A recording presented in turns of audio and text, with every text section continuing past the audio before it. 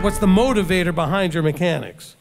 Are you doing it just because, well, you know, he said if I do this, he'll take care of everything and I get to live forever, and I want that.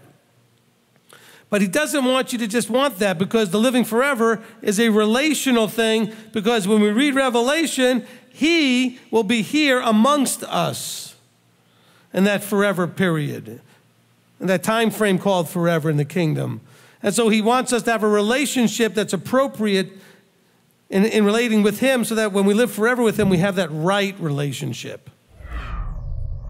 But the Torah is all about relationship. And he says, length of days, peace, etc. It's going to give you all this good stuff. He says, it's going to heal you. It's going to do all these wonderful things, and you need to value it. He says you got to value it more than gold, more than silver. So it's not just recognizing what it does and saying, okay, I'll do what you say, but do you value it? Do you hold it up in the right level of preciousness? Sometimes we confuse wisdom and intellect. Okay, so a lot of people go, well, you know, that was just stupid. Well, maybe it wasn't stupid, maybe it was unwise. And there's a difference. Or somebody goes, oh, I'm just not smart like so-and-so. Well, maybe it's not about smart, it's about wise.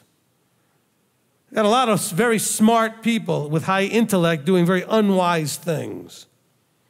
We got a lot of people out there that don't have maybe the highest intellect in the world who are doing much wiser things. You don't need to have a high intellect to embrace wisdom. That's kind of the point. It's not a problem that you people, all of you watching, whatever, have come to seeking to take a hold of the tree of life. But what about retaining it? You know, it's like when we read in John and he talks about, not John and James, when he talks about going and looking in the mirror and forgetting what you looked at. Are you going to retain the wisdom of saying, I saw it, and now wisdom dictates I do something about it? Wisdom dictates that when you see and you have something exposed and revealed to you, that you should do something with it.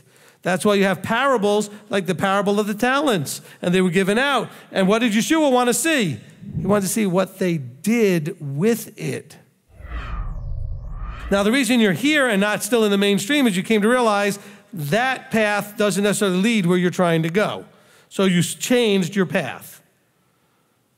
You still want the same things, though. You just realized you were in the wrong vehicle. Some of you realized that riding a bike or walking wasn't going to get you there. You needed to get in a car or a plane, whatever. You're taking a different path or using a different vehicle. And so here you are having those motivators, but now as you study the Word, you should realize, as I know all of you do at times, you go, this is incredible. And you're mind blown and you're excited. And then life starts happening for a few hours and you forget everything. See, if you are in covenant correctly, fully, you know what there is? There's no person, being on this planet or anywhere else, that can leverage you out of it. That's the key here. Because your friends and family members are going to pressure you. What does pressure look like? Well, then I'm not going to talk to you anymore. We're going to disown you. You won't be invited to this anymore. We're going to fire you from the job because you need to keep Shabbat. It's leverage against you. If you are covenanted, you simply use the words that says, you got to do what you got to do. I can't move. And actually, at the end of verse 21, the whole point is that when the pressure and everything comes, notice he says immediately he stumbles. By stumbles, let's call it freaks out, panics, gets upset, gets depressed, whatever. That's what stumbles means. Don't only read that as commits some sort of sin and breaks a Torah command, but stumbles. Stumbles in their what? In their covenant, in their trust and belief, in their emunah. Fully trusting in Yah, now you start to stumble. Immediately you're questioning, you're doubting, and you're fearful. That's what stumbling is. All of that stuff that you're all messed up about doesn't really exist. What do I mean by that? Right now is the only reality. Yesterday's not real. Tomorrow's not real. They haven't happened yet. The one that yesterday already happened, well, it already happened. Nothing you can do about it.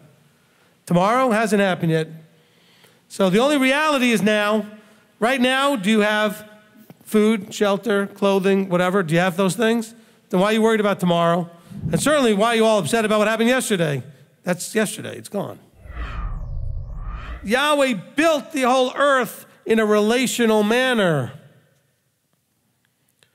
He used wisdom so that the earth functions in a synergistic way. Everything kind of works together. We breathe out carbon dioxide. Guess what? The plants need that. And they breathe back to us oxygen. We need that. That's wisdom. That's brilliant. He's not promising you to do it just because you happen to know that verse exists. Oh, Yahweh's at my side. How do I know? Well, because Proverbs 3:26 says so. Well, no, Yahweh's at your side in the context of everything that came already before that verse. Because the person who said it in verse 26 is connecting it to, if you do this, this, this, this, and this, then you can rest assured Yahweh's at your side and shall guard your foot. Which foot? Oh, the one that you now know where to put because you're walking safely, because you're guarding after wisdom, sound wisdom specifically.